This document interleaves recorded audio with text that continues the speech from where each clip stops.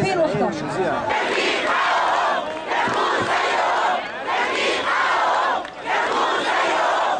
وشافوا تصويب الرصاص في الراس. هشام اتفضل. ام عمر سعد بتقول لماذا يعالج مبارك على حساب الدوله من اموال الشعب في احسن المستشفيات في حين لا يتم معالجه مصابي الثوره بنفس المستوى بل يتم اهمالهم؟ في باسم خليفه كلنا بنسال يا مساعده نفس السؤال، احنا زهقنا من كتر السؤال. ايوه باسم خليفه عايز يرشح نفسه لرئاسه الجمهوريه. باسم بيقول رشحوني لرئاسه الجمهوريه. طب قول لنا البرنامج بتاعه وهقول لكم الحاجات اللي هعملها في دستوري الجديد. الماده 500 الانترنت ببلاش مدى الحياه. الله يا باسم. 503 كل واحد من الشعب يحكم معايا يوم. 505 توزيع التوك توك على كل مواطن وحلغي الاتوبيسات العامه بلا زحمه. الماده 510 جميع الامتحانات في مستوى الطالب الفاشل، غير كده يقعد في البيت احسن. الماده 555 كل مواطن في مصر يملك شاليه في مارينا والسخنه والعقد لازم تفك. الماده 403 ممنوع البنات تتجوز غير اللي تختاره حتى لو كان عم فتحي البواب، ده لو وافق طبعا. الماده 234 بلاش الماده 34 دي فيها اعلان ها، وبعدين في النص كده كل واحد ليه كيس حاجه ياكلها في اليوم عشان ما حدش ينام جعان. قلب الام بقى تقولوا ايه؟ الماده مش فاكر كام، كل شاب يتجوز 4 اجباري وياخد بدل جواز 8000 جنيه. طبعا مش حل ازمه العنوسه وفاتح 4 بيوت. وعلى فكره انا هكهرب الميدان ده عشان ما حدش يروح هناك وانا ماسك الحكم. ما هو مش انا شهيص الشعب وفي الاخر الشعب يشهيصني. يعني ايه شهيص؟ شهيص يعني ابسط يعني لا الشيخ خالد قال لي يعني ما عارفين دي لغه شبابيه، ده تعبير جديد لغتنا. لا ده بقى لغتكم يشهيص. يعني طب احنا عايزين نشهيص الشعب. استنى بس عشان مع واحد عنده 80 سنه ويقول له يشهيص. ما هو هيجيبها ازاي؟ اهو 80 سنه اهو. لا انا بتكلم لما يطلع بره كمان يا دكتور. احنا عايزين ماده نمره 1 القضاء على الفساد. ايوه صحيح. لان الفساد ده هديكي مثل بسيط جدا. قناه السويس. أيوة. قناه السويس من ساعه ما اتأممت لغايه واحنا قاعدين النهارده مدخله 74 مليار دولار. ايوه فندم. في مليار منهم دخل لما كان مصر ما فيهاش فساد. اتبنى بيه السد العالي. السد العالي اتكلف بالظبط، كان ميزانيته التقديريه يتكلف 400 مليون جنيه، كان وقتها 400 مليون جنيه على فكره بمليار دولار. اتكلف 369 مليون جنيه لما خلص السد العالي. وما كانش في حد كده يعني زي حسين سالم موجود قام بالواجب وكسب في الصفقه دي. مات مديون. المهندس صدقي سليمان يعني كل بناة السد بيشهدوا بايامه، بيشهدوا ازاي هو كان قاعد في وسط العمال. ما احنا ما سمعناش ولا شفنا حد اتغنى الغنى الفاحش ده. زي العامل وموجود. وبعدين في يعني ما الفتره دي الوحيده اللي كانت الناس تعرف ماهيه رئيس الجمهوريه كام بالمليم والوزير كام، وكل واحد كان معروف ماهيته كام. وبنته بتخش الجامعه. وبنته لما منى لما ما جابتش مجموعه كانت نفسها تخش كليه الهندسه، ما دخلتش كليه الهندسه. بنت رئيس الجمهوريه ما دخلتش. وابن السواق ده ابن السواق كان جاب مجموع كليه الهندسه، دخل كليه الهندسه. والرئيس عبد الناصر قال لها ما فيش دخول كليه الهندسه وما تدخلش. اللي عايز يخش يجيب مجموع. اللي عايز يخش يجيب مجموع. اللي عايز يخش يجيب مجموع. ومات مديون. مات مديون البيوت يعني اللي كان بناهم كان عليه دين، كان سد جزء، كان فاضل حوالي 16 17 ألف جنيه. سددهم مجلس الأمة يعني من ضمن القرار بعد كده. ولا يملك متر مربع في مصر. وبالمناسبة كل اللي قعدنا نخصخصه ونبيع فيه وننهب فيه اتبنى أياميه بمدخرات الشعب وفلوس الشعب. طب انا بقى عايزه اقول لكم الخبر بقى، انت عمال تقول لي من الصبح الخبر يعني لازم سسبنس جامد قوي. سسبنس جامد. عايزين نعرف يعني في مليار برضو بقول لك عايز مليار من دخل السد العالي اتبنى، من دخل قناه السويس اتبنى بيه السد العالي. في بقى ال 73 مليار دول ما اعرفش عنهم حاجه خالص. راحوا فين؟ ما اعرفش. عايزين حد يدينا. لا ده على مر العصور كمان، احنا بنتكلم من ايام شوف دلوقتي يبقوا كام يعني. لا هو في من 56 ل 70 دخل مليار. هو ميت بقاله كام سنه دخل مليار. ولما قامت ثوره منهم على فكره 3 سنين كانت القناه مقفوله بعد حرب 67 وكان وقتها كان بعد مؤتمر الخرطوم كانوا بيدفعوا داخل قناه السويس، كان برضه بيتوجه. ما كانش لينا كفيل يا عبد الحكيم اياميها، ما كانش للمصري كفيل، كان المصري هو الكفيل.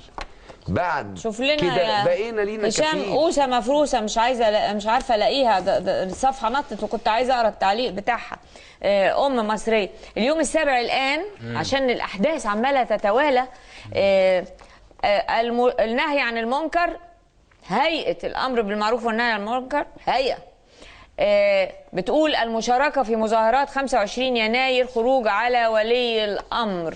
رجعنا بقى بنلف. والله سيدنا عمر اول واحد امر الناس انهم يخرجوا على ولي الامر، لان هو قال يعني ما معناه، مش عارف نص الحديث، يمكن عارف نص، قال لك لو انتوا لم تقولوها لو لما قالوا له اتق الله لما لقوا نص متر زياده في ثيابه، فقوم سيدنا عبد الله بن عمر وقال لهم يعني هو اداني النص متر بتاعه فانا كملت المتر كامل. يعني قالوا له لا سمع لك ولا طاعه، وهو خطيب وعلى المنبر. فقال لهم لو لم تقولوها يعني ان كويس ان سيدنا عمر عاش لغايه ما سمع الكلمه دي منهم، لغايه لما قالوا له لا سمع لك ولا طاعه. اول ما تولى يا دكتوره قال لهم لو انا ملت اعدلوني. لا وقالوا له لا سمع لك ولا طاعه. قال لهم انا يعني عشت وسمعت اليوم ده.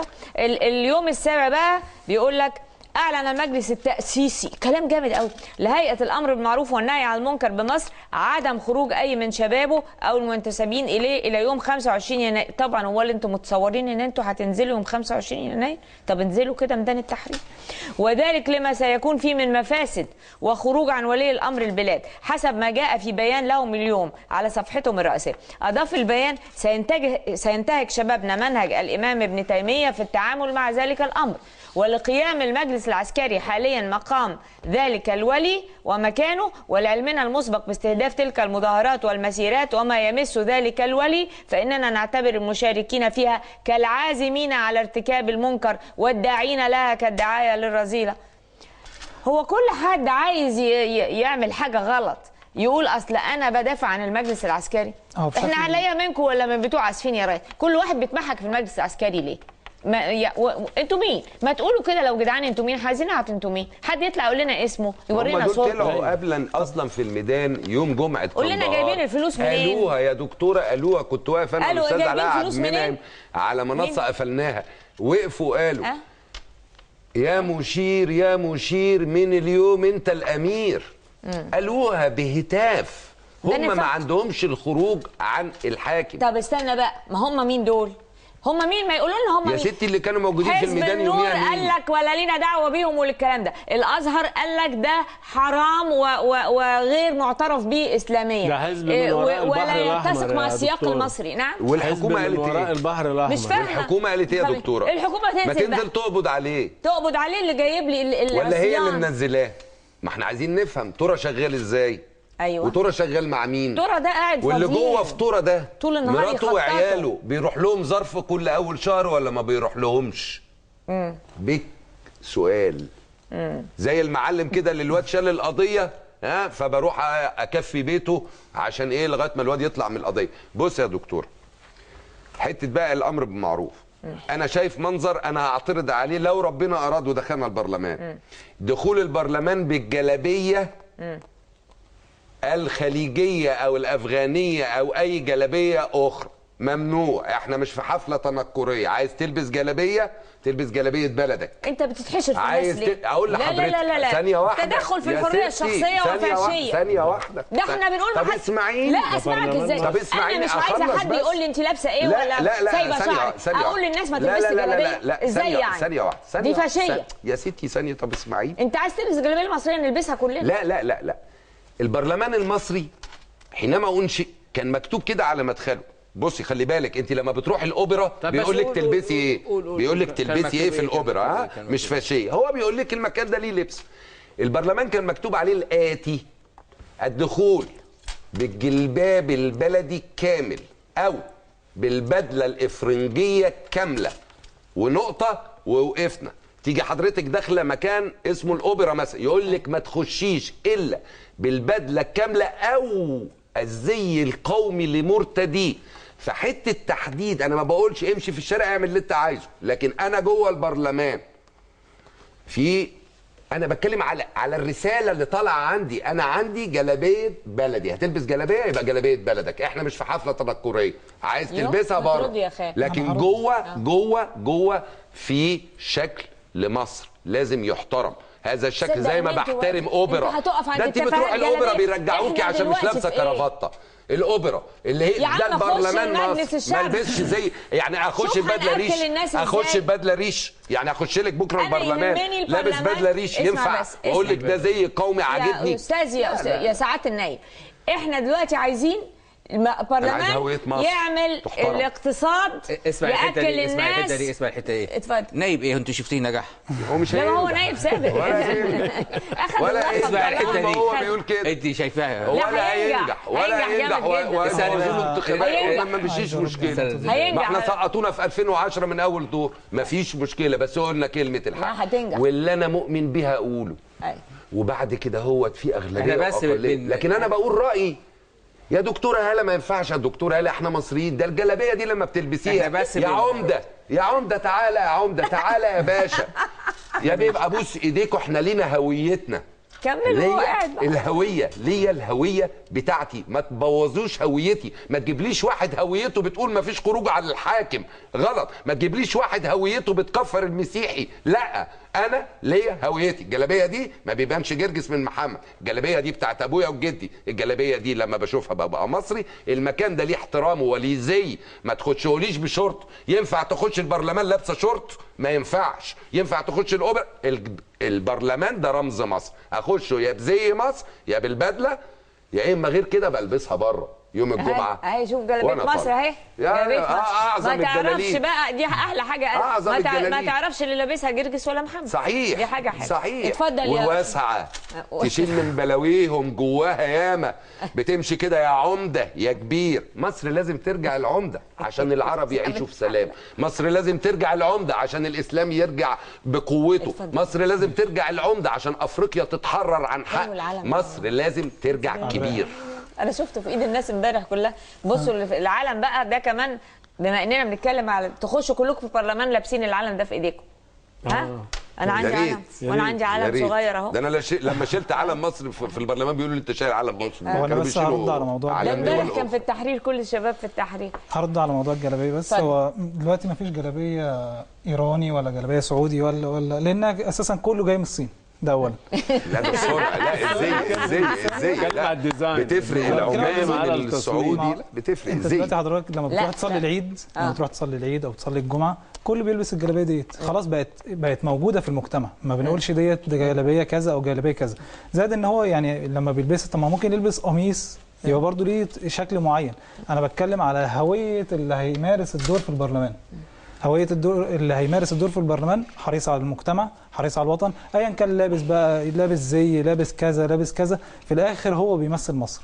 لان هنتكلم مثلا، انت ما الاخوه في النوبه بيلبسوا لبس، والاخوه في العريش بيلبسوا لبس، والاخوه في السلوم بيلبسوا لبس. طب ما انا بلبس دلوقتي اللبس ده، انا عن نفسي بلبس الجلابيه اللي حضرتك السعودي دي. يا بيه السعودي تلبسها في السعوديه، تلبسها في البيت، تروح بيها الجامع. لكن لما تخش البرلمان البس جلابيه بلدك. طب خلاص، موضوع الجلابيه اخد وقت كفايه مننا. عايزين ما البس غطره هي رمز، هي رمز. اصل ده داخل بالجلابيه، فكر الجلابيه دي. البس جلابيه، الجلابيه دي اساسا كل مصر بتلبسها دلوقتي. يعني ما بقتش تنتمي. خلاص، ما كل ما بقينا نكفر بعض وبقينا نكفر بعض، وبقى المسيحي بنقول عليه كافر، مع ان النبي عليه الصلاه والسلام اتجوز منهم. ده بيقول لك هيحرس الكنيسه، ده عامل مبادره هيحرس. مش عايزين بقى المباوس ونحرس. بقول لك ايه، الشعب ده قادر يحرس نفسه. ها لا، والمسلمين زي ما قال لي المسيحي. يعني ايه المباوس؟ المباوس يخشوا يبوسوا في بعض ووصلونا لايه؟ بقول لك ايه، احنا مؤمنين بسيدنا المسيح عليه السلام وبام النور. انا وانا صغير امي طلعت على الشاشه دي لما سالته على الجمله. استنى بس يا دكتور، استنى، انا عايزه اسالك. هي دي المباوس. احنا دكتور انت وانت صغير لما كان يقول لك ام النور جايه في العباسيه ولا فين، انا والله العظيم مره امي اخذتني ورحنا وبقينا نلعب مع هي دي ما فيش في فكر بس بص يا جالنا جديد. الفكر ده خطير، الفكر ده يكفر الآخر، الفكر ده ليس من مصر ولا ليه دخل بسماحة مصر ولا بالحب اللي موجود في مصر. ده أنا شفت واحد واقف بيقول أنا ما أقدرش أحب المسيح. إزاي يا عم؟ ده أنت النبي بتاعك اسمه الحبيب، يبقى إزاي ما تعرفش تحب؟ انا احكي لك قصه بعدين خطوره كمان، معلش قبل ما تحكي خطوره يا جماعه. اثيوبيا اثيوبيا اللي بيجي منها 80% من الميه بتاعتنا. اثيوبيا دي ما دي كانت تبع الكنيسه عندنا. صحيح. ولما عملنا الكاتدرائيه كان موجود هيلي سلاسي موجود. فانت النهارده ما تقدريش التكفير، يعني نتائجه شيء خطير جدا جدا على الامن القومي المصري. شوف حضرتك احنا بس حد يقرب مننا بس الراجل الغلبان ده استاذنك يا دكتوره، هو احنا يقول لك عايزين ندي الشباب فرصتهم واحنا اكلينه يا عيني. قول يا مولانا قول. لا اتفضل. لا هو انا يعني معلش يعني مثقف، يعني مش داعيه ولا فقيه عشان يعني كلامي برضو يبقى منضبط. هو انت عارف مولانا لها 4. ما انا فاهم بس عشان خاطر يعني المشاهدين معانا. قنابل الصهاينه في حرب 73 كانت بتفرق بين المسلم والمسيحي. بقول لك ايه، انت مولانا بوقفتك وحمايتي لما الطوب كان جاي وانت تقف قصادي. انت مولانا وسيدنا وتاج راسنا وتاج البلد دي بالمواقف وبالتنفيذ، مش بالكلام ولا بشويه دروس قريناها. لا، الناس دي وقفت. هو ده المؤمنين مش المسلمين. لما الاعراب قالت امنا قال لهم ستوب وقولوا اسلمنا. في فرق بين المسلمين والمؤمنين. انت عظمه. اتفضل. يلا. احنا بنقول بس ان معظم الشباب السلفي بيتعامل مع الاخوه المسيحيين والاقباط، بيهنيه لما يكون عنده عرس او اي مناسبه اجتماعيه، بيواسيه لو عنده اي مناسبه اجتماعيه سيئه، بيقف جنبه لو هو محتاج. كل ديت يعني خصال علمها النبي صلى الله عليه وسلم للصحابه وهم نقلوها لينا. الخلاف اللي احنا بنتكلم عليه انا شايف انه خلاف صغير جدا وبنكبره، يعني بنعمل له زوم ان. لو احنا صغرنا الموضوع شويه هنلاقيه ان هو في حجمه. يعني كل الشباب، يعني انا جنبي مثلا جاري اكيد مسيحي، اكيد في المنطقه عندي مسيحي، اكيد في الشغل معايا مسيحي. لما بروح المصالح الحكوميه، طب انا هفرق ازاي؟ يعني هروح اقول مش هتعمل مع دوت او هتعمل مع دوت؟ احنا متعايشين واحنا شركاء الوطن. كان ممكن يعني ربنا لو احنا اقصنا ممكن كان ربنا يوجه قلبك فتحب مسيحيه وتتزوج مسيحيه وتقول لها كافره بالليل. لا لما تتخانق معاها تقول لها وعيالك يقولوا لك دينك بيجوزك من الكفار. طب يا بابا اتفق معاك يا دكتور مصطفى على نقطه ان احنا نتكلم على المساحه المشتركه. يعني لان كده لو قعدنا نتكلم بالطريقه دي، في ناس يعني عندها البذره فانت بترويها. يعني هو ممكن البذره دي تموت. ولذلك انا ما بحبش. لا هو بيهزر. ما انا عارف. لا انا خايف يا دكتوره، مش بهزر. زي ما عبد الحكيم قال، احنا عندنا مشاكل في الامن القومي بتاعنا. لما اتلعب في الحته دي انفصل جنوب السودان، وادي رئيس جنوب السودان في اسرائيل. احنا عندنا امن قومي. لا مفيش هزار في النقطه دي. لا احنا شركاء الوطن. مخطط لتقسيم مصر ده ما نقدرش. ايشي نوبه وايشي طبعا في مخطط. وبعد كده يقول لك مش مشكله ما ناخدها من اسيوط ونعمل الخلافه من اسيوط. ايه المشكله؟ ايه المشكله ما ناخدها من اسيوط؟ احنا عرضنا خريطه عندنا بتؤكد ان 4/4 اللي هي 4 دول 4 دويلات. اسرائيل هتاخد سينا كده بالصلاه على النبي. لا فلا الله ولا فالكم هتقعدوا لا هو رسمي الخريطه دي بس خلاص تقولوا عليها وخلاص، لكن ما تقولوش هتاخد كده ومش عارف في اطماع. فلا الله ولا فالكم. على جثثنا. في اطماع موجوده، في مخطط لاختراق مصر، في مخطط لتقسيم مصر. ايش دوله نوبه ودوله قبطيه ودوله واسرائيل تنهب ودوله نوبيه واسرائيل تنهب على كده. مش هيحصل ولن يحصل على جثتنا، لكن لازم الناس تعرف ان في مخططات لتقسيم مشكله النوبه ايه؟ مشكله النوبه سببها الفساد. سبب ان النهارده ارض النوبه اللي موجوده كلها حوالين بحيره ناصر دي كانت تستوعب اهل النوبه واهل اسوان ولغايه ناس من عند قبل الاقصر والمناطق دي كلها. الارض دي كلها اتقسمت من 3-4 من الشله اياها. احنا عايزين الاراضي دي ترجع وتتوزع على المصريين. عايزين الشباب يرجع. الاراضي اللي اتخذت بدون وجه حق، زراعه وعلى حس الزراعه وعلى حس الشيء وبتاع، ولا اتعمل. دي لازم تترجع وتتوزع على الشباب.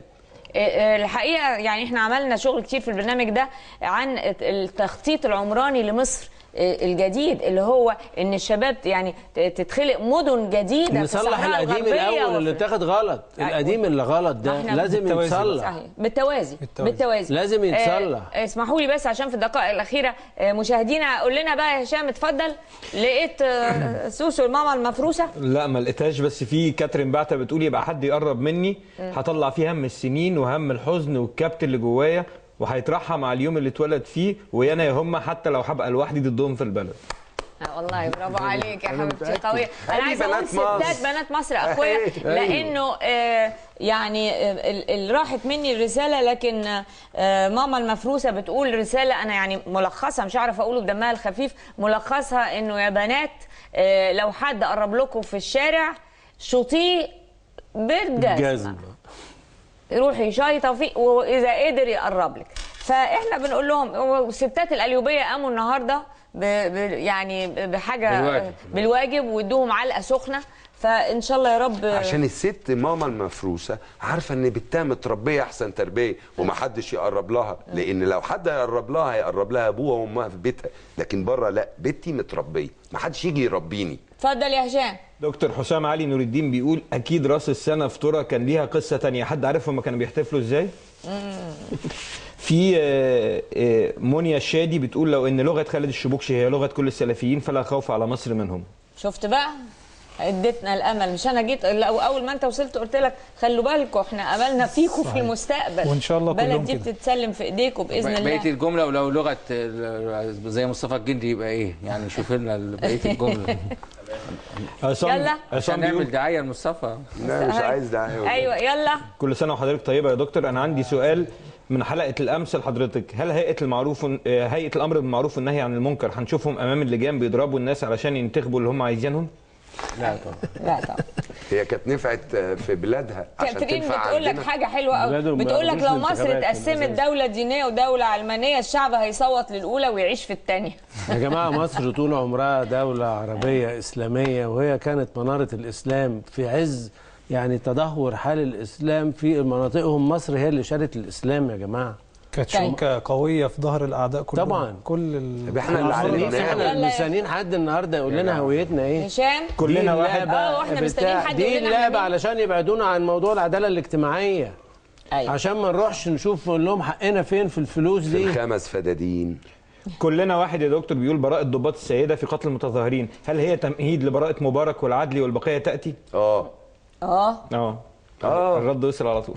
مش ممكن نحاكم ناس بقوانين هم حطوها، لازم مع الثورة يبقى لها قوانينها. اتفضل يا حبيبي. لماذا لم يتم محاكمة مبارك أمام المحكمة العسكرية؟ أليس هو رجل عسكري؟ وطول عمرهم كانوا بيقولوا إن هو صاحب الضربة الجوية؟ مين بيقول كده؟ مين اللي بيقول كده؟ عمرو سعد. عمرو سعد. طيب كمل يا هشام بسرعة عشان الدقايق الأخيرة. دكتور في برضو عندنا يا دكتورة هالة في جماعات ظهرت في إحدى المحافظات تمنع الحلاقين من حلق اللحية، ما رد حضرتك وهل ده فعلا صح ولا غلط؟ انت ما كنتش بتتفرج على الحلقة بقى، احنا قلنا الموضوع ده خلاص. انا ليه وجهة نظر معلش في الموضوع ده. ديننا بيقول يعني النظافة من الإيمان. واكيد حلق اللحيه ده بيسهل في موضوع النظافه، يعني مش كل واحد بدقن هيقدر عنده يعرف يحلق يعني النظافه. واكيد ان لو هشام يعني اللي ما شافش الحلقه اكيد لو كان حلاقه الدقن كانت سهله زمان قوي زي دلوقتي اكيد كان هيبقى منظر مختلف. لان انا شايف حتى ان الكفار كانت دقنهم كبيره قوي والرسول قال لا خفوا دقنكم وحفوا الشوارب. يعني كده ياكد ان كان في قدره على الحف. يعني انا قصدي ان برضو عشان خاطر ما نقولش ان اللحيه مش نظافه. لا اللحيه يعني انا النهارده لو اتواجدت في مكان ما فيش فيه مواسح لا اكيد مش هعرف احلق. ان الله لا ينظر ان الله لا ينظر وسنه واجبه وكل واحد ان الله لا ينظر سنه واجبه سنه واجبه. ربنا ما بينظرش للاشكال بينظر للقلوب. يعني انتوا يا جماعه مصر عايزه اقتصاد قوي، عايزه اننا ننسى المظاهر وننسى اللي حلق واللي ما حلقش واللي لبست واللي غطى شعرها واللي ما. احنا عايزين ننتبه لمستقبل البلد دي الاقتصادي والتعليمي والعداله والكرامه للمواطن في بلده. ايه ده؟ احنا قاعدين نتكلم في مظاهر ونضيع وقتنا في مظاهر. المهم احنا في اخر الحلقه ندي بقى الكلمتين الاخرانيين لمين كده، نتفق ندي لمين؟ لا نتبرع بالوقت بتاعنا لمين؟ نقضي على الفساد. نتبرع بالوقت بتاعنا. انا هتبرع للشباب. انا هتبرع للنايب. انا هتبرع للشباب. انا هقول نقطه واحده. يلا يا شباب استنى بس. لولا جه في البرازيل والبرازيل ميته واقتصادها واقع، وكان برنامجه نقطه واحده: القضاء على الفساد. قدر يقضي على الفساد. النهارده البرازيل سادس اقتصاد في العالم، والقضاء على الفساد بيبدأ بالقضاء على الفساد داخل نفسك انت. يبقى الثورة مستمرة جواك، تقضي على الفساد جواك، تشوف الفساد توقف له، تبلغ عليه. البلد ديت فيها خزائن الأرض، ده مكتوب في القرآن. بلد ما تستلفش، بلد تسلف، ما تقلقيش على اقتصادها، بس لازم الثورة تنجح ويبقى في دستور محترم في البلد دي عشان المستثمر يجي ويحط فلوسه. وإليك أيها الشباب الكلام. اتفضل بقى ختامه مسك. النهارده اول يوم في السنه الجديده. أيوة. ان شاء الله تكون سنه جديده بعد ثوره مجيده. احنا في برنامج اسمه ناس بوك، يعني كتاب الناس. احنا بنفتح اول صفحه مع بعض واحنا بنكتب التاريخ مع بعض. يا حبيبي ربنا يوفقكم. وفعلا كما ذكرت المشاهده انه لو كل شباب السلفي يعني على هذا المستوى يبقى احنا مش قلقانين ابدا على مستقبلنا في مصر. احنا هيكون بيننا وبين بعض التوافق والتكامل. احنا كلنا مصريين مهما اختلفت الآراء ومهما اختلفت الميول، لكن بتجمعنا مصر. فضيلة المفتي الدكتور علي جمعة مفتي الديار المصرية بيقول، وده عنوان بكرة في اليوم السابع، بيلخص اللي أنا بنتكلم عليه. بيقول للجيش: نحافظ عليكم فحافظوا علينا. وللقضاء: جميعنا ضد الفساد. وللشعب: تخلوا عن الطرف الزائف. وده ملخص اللي احنا كنا بنقوله النهارده. واخر حاجه معلش عايز اضيفها مهمه جدا. النهارده اللي جايين على البرلمان اللي هو برلمان الثوره، اهم بند تاني بعد القضاء على الفساد بند العداله الاجتماعيه. يقولوا لنا هيحققوه ازاي؟ بكرامه. بكرامه.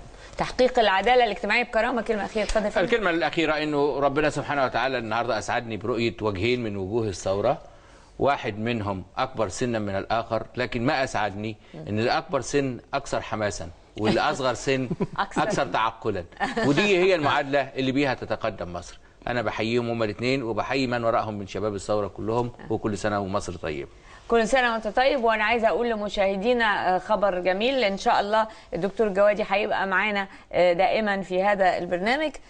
خدنا وعد منه، وان شاء الله يعني تسعدونا اللي بيحصل يا دكتور ما يخلي عقلك يشط، بالذات لو انت عندك الخبره اللي موجوده وشفت، فبتتجن يا دكتور. انا عشت 18 سنه في منابع النيل وشفت ضباط مخابرات بيجي لهم جلطه من كتر ما كتبوا وقالوا الحقوا مصر اليهود ركبوا الميه. انا لو بطلع وبصرخ عشان الشباب ده بقى يشوف ايام حلوه، وبناتي يشوفوا ايام حلوه، وبناتك يشوفوا ايام حلوه، صرختي طالعه من انسان يعلم ورأى وخايف، مش جاهل.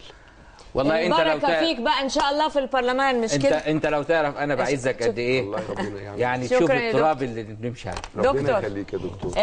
احنا قدامنا بالظبط، يعني اظن خلاص حضرتك مش مسموح لك الكلام، احنا كلنا نقدر نتكلم ما عدا انت، لان هيدخل فتره الصمت. يعني فات دقيقه خلاص ودخلنا في فتره الصمت. سعاده النائب بنتمنى لك بالتوفيق في المعركه الانتخابيه القادمه. وفي الحاله دي لابد ان احنا جميعا نختم الحلقه دي ونقول ايه لسعاده النائب؟ ان شاء الله الثوره مستمره.